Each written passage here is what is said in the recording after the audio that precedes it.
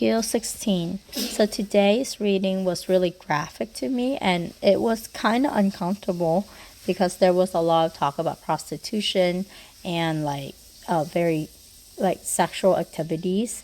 However, like God always talk about Israel as his bride multiple times in the Bible. God said that his relationship with Israel is like one of marital intimacy, and he's like a husband to them. And so he uses this analogy, and it's really graphic, and it makes me uncomfortable, but it shows how idolatrous and how bad Israel acted towards a loving God. And it's hard to understand also, like if you compare what they did to actual history, then that's when everything makes sense. And I don't have a lot of understanding that way, but I'm glad that my husband has the Jeremiah Study Bible.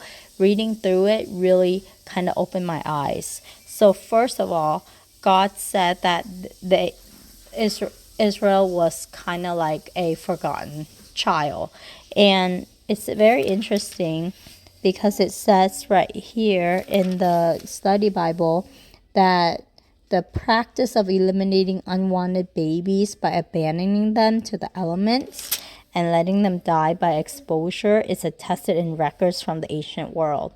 That's very interesting. I wonder what records they're referring to, but he probably studied it and he knows about it, so he wrote about it. And so it's pretty. The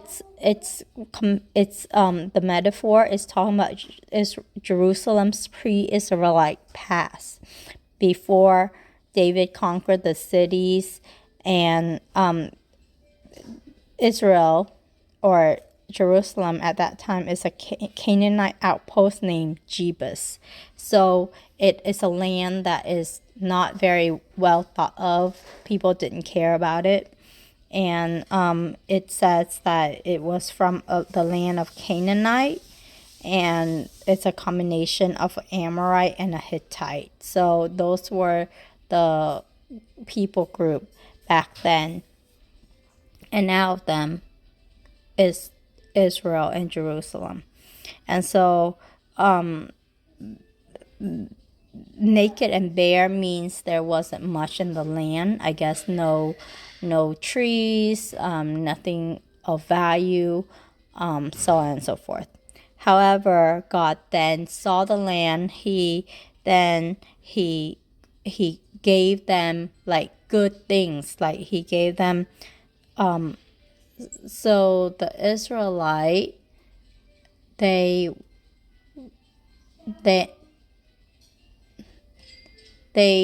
I think they had, what was David? So after Exodus, when David came, and the city is actually built, when the nation, I'm not sure if this one, Jerusalem pre-Israelite past. I'm not sure if God is talking about the land or the people. The study Bible says that it's the land, but I feel it's more like with the people, the Israelite people. And the Israelite people had an identity as far back as Exodus. So I'm not sure now that I'm talking it through, I'm not sure if the study Bible is correct.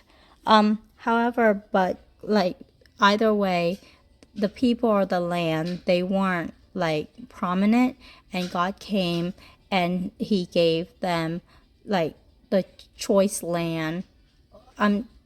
He gave them a land that is rich in milk and honey. He gave them, and then they lack, like he then chose Jerusalem to be the place where he himself would dwell. And he fed her, clothed her, Jerusalem gained great fame, and we know that during Solomon's time, it was like Solomon was a wise leader. People were coming all over. They're paying tribute. There's a lot of gold in the treasure in the temple, and all that is to reflect the glory of the Lord. However, starting with Solomon, they started idolatry. Well, maybe even before that, but Solomon, with his many wives, led Israel into idolatry. And so right here, and they trusted in their beauty and became unfaithful. And then they probably took their gold jewels and stuff. And this part, it makes sense with the study Bible.